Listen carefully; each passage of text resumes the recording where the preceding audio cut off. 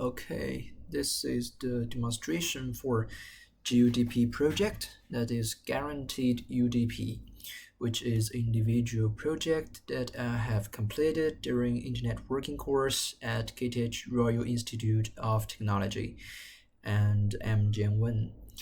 This project is implemented using Java and is basically realizing the functions of TCP, such as packet retransmitting and sliding window, based on existing datagram packet. So this project includes the implementation of both sender and receiver, that is right here. And before we start, there will be some basic introduction about what exactly is this application doing. The sender will send out packets and set a timer for ACK packet, that is the acknowledgement from the receiver. And the receiver, once receiving the packet, will send ACK back to sender. And during this process, if time's up and there is no corresponding ACK back to sender, we will try to resend the packet. And now let's go to the implementation of this project. And as you can see, in this project we have several files, and this vs receive and vs send, they are executable files for our application. So by executing these two files, we can get this application running, and later we'll implement it and we'll demonstrate by running these two files. And another is that in these two files, we'll have, as you can see, we'll have the GUDP socket. That is where we implement our main functions of the retransmitting and sliding window and timeout and blah blah blah. And yeah, it's implemented right here.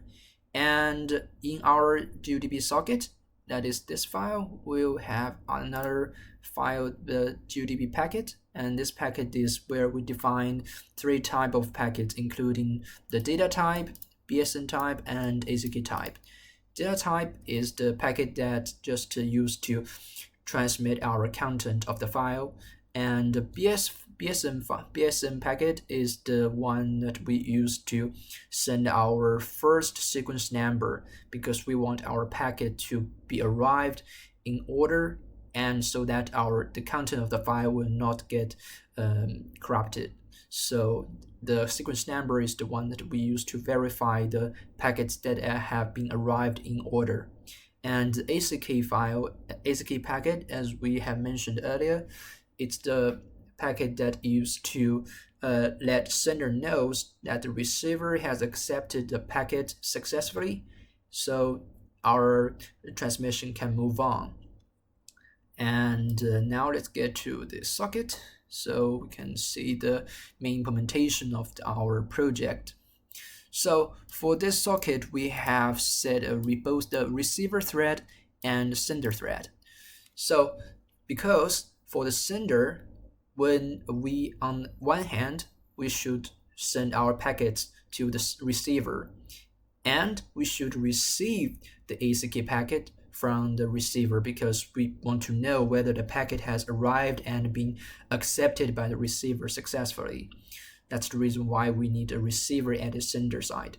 And same, we have a sender and receiver at the receiver side, because on the as a receiver, we would like to send out ACK packets to the sender so that they know we have accepted the packets. So, and here we can see the send functions and receive functions. They are used to for example, the send functions, they are used to set the address of the packet and then set the sequence number and add it to our sending queue. So when we send the packets, we'll extract the packet from the sending queue and we'll encapsulate it, we'll pack it and send it to our destination. And at the receive side, at the receive function, first we'll do the same. We'll just retrieve our packet from the receive queue, and we'll check if it is at the end of the file, because by checking the FTP files.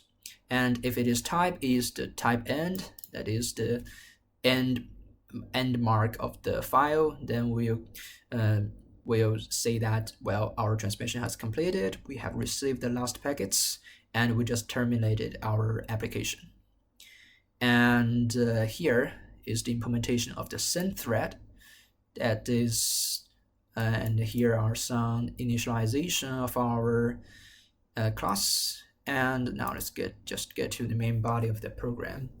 And here, at first, we'll just create an ACK receiver. This is the receive thread for the sender to receive our ACK packets. And create this, and we'll put all of the ACK packets that we received from the receiver into our ACK buffer, and we'll just go through the buffer to just update the states of each packet, so we'll know how many packets has been received successfully and others are not. And then after verifying the states of the packets, we'll just move on our window, and then by updating the send base.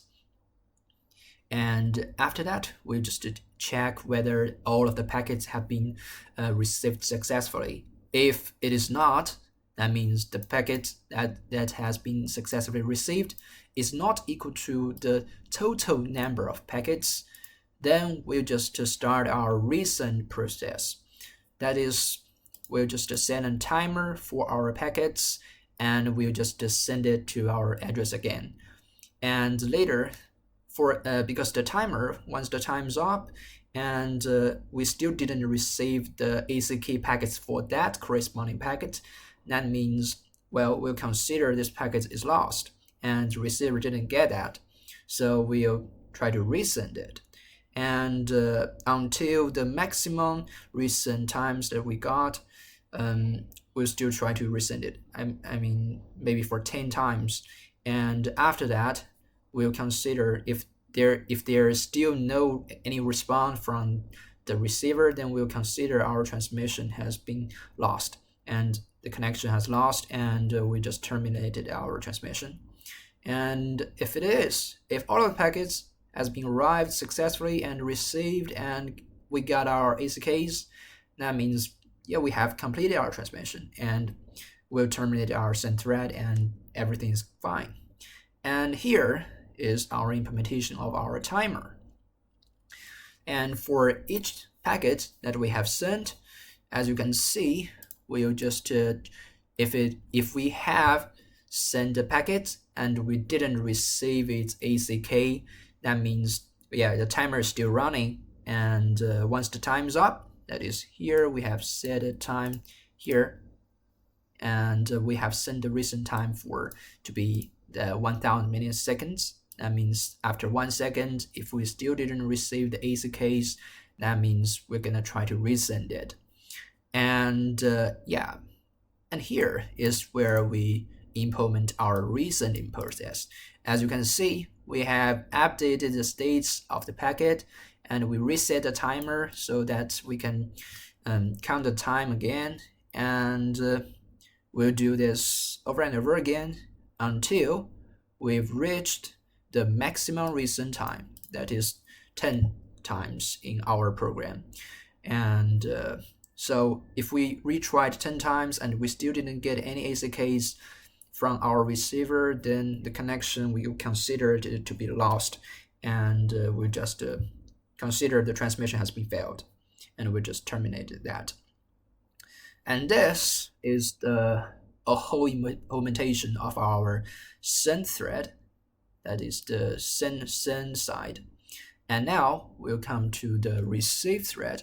And similarly, we'll have a receiver buffer, and this is we are using priority queue to store all the packets that we have received from the sender. And yes, as you can see, we have a send ACK function here, so that as a receiver, we can send ACK back to the sender, and so that they will know that we have received our packet successfully. and the ACK packet will contain a sequence number, that is the expected sequence number for our next expected packets. So we'll have the ACK number equals get the current sequence number plus 1, and and then we'll send our ACK packets to the sender. And this is the main body of our receive thread. And as you can see, we have 3 types of packets, so we'll deal with these packets in different ways. For example, for the BSN type packet, that is the beginning of sequence number, that is the first packet that we'll be receiving from our sender. So for this packet, we'll just update our expected sequence number to be the current sequence number plus 1, and we'll of course add it to our receive buffer, and then after all that we'll just send ACK so that the sender will know.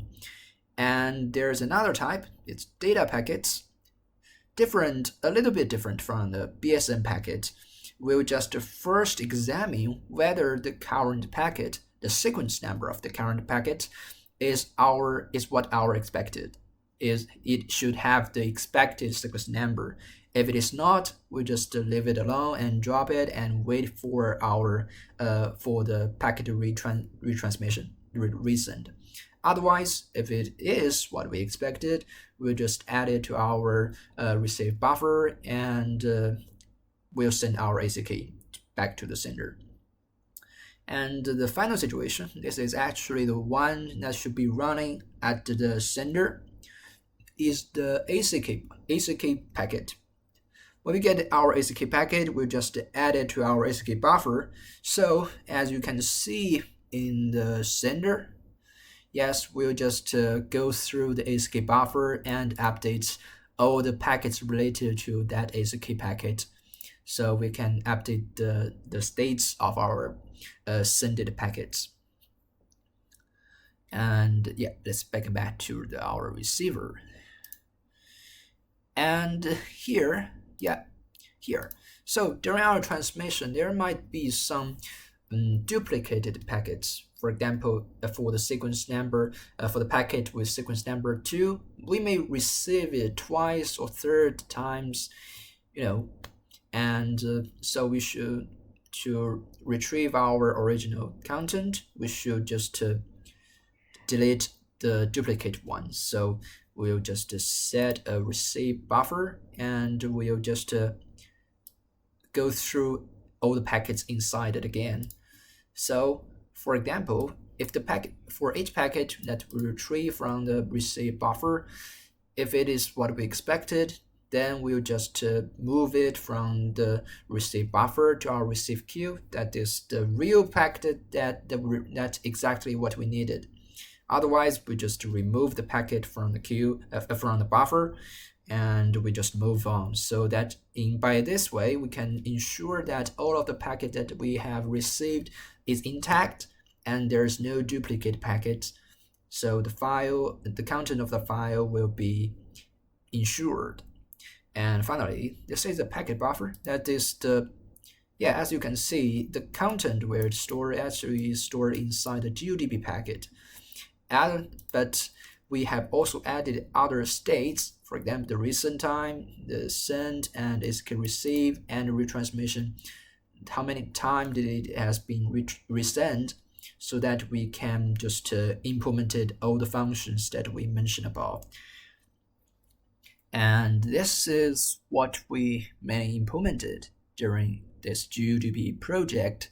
And at the receiver, at the receive application and send application, as you can see, we'll just use this GUDP socket, what we just implemented and mentioned, and then we can just use this packet to send packets and send content, send data between these two sides of our application. And this GUDP packet is, we just introduced that. And it also includes some method to encapsulate, decapsulate, pack and unpack, and many other functions to get the parameters of the packet. So And here, now let's get back to the demonstration. And as you can see on the left side, there are several files, several JAR files. These are the standard files used for testing our application. And for example, if for the receiver no lose, it means that the receiver side will just get every packet that they receive.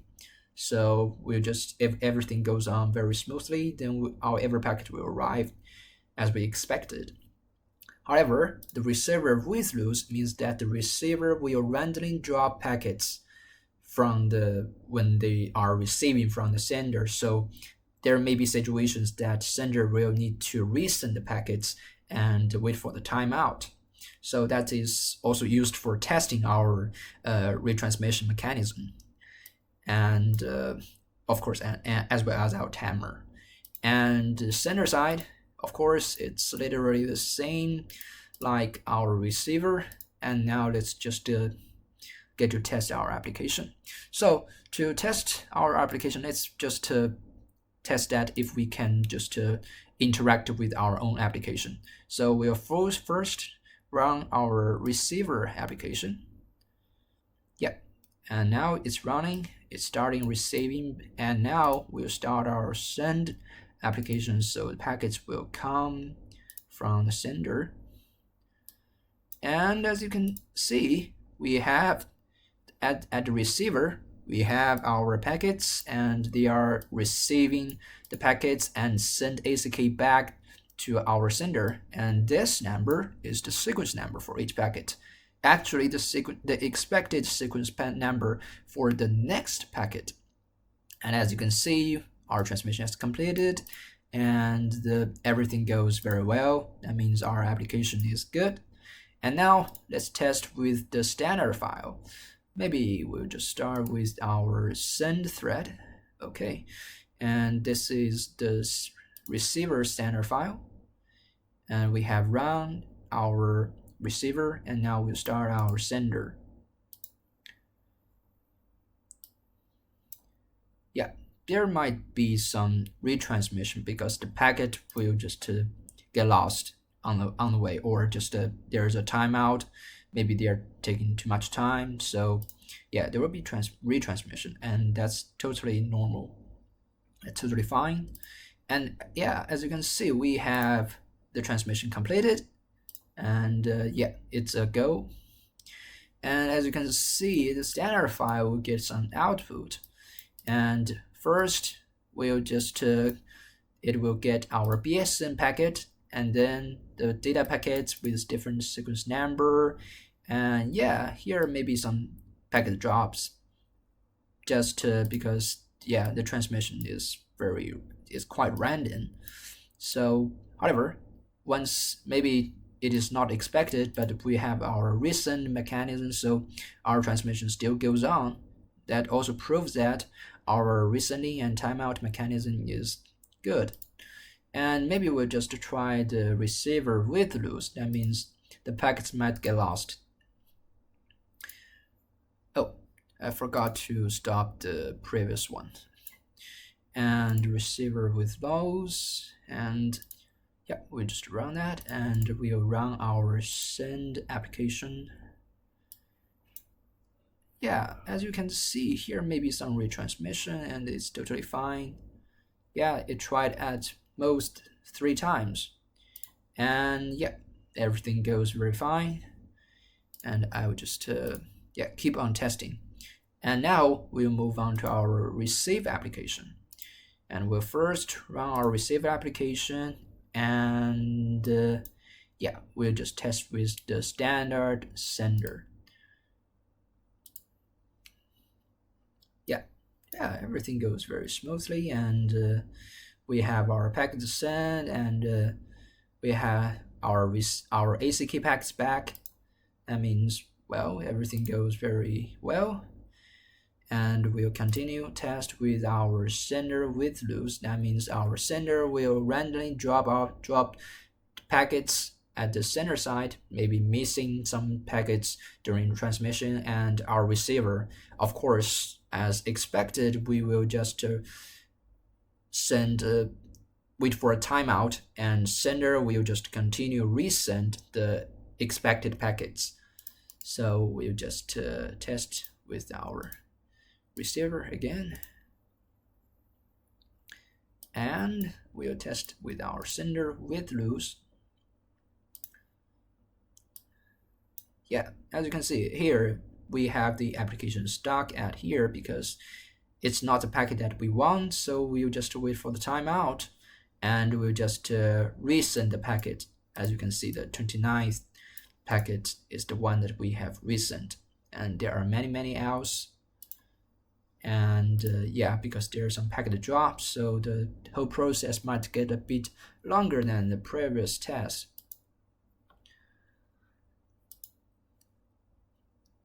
Yeah, however, it will just goes fine. Yeah, maybe it's approaching the end.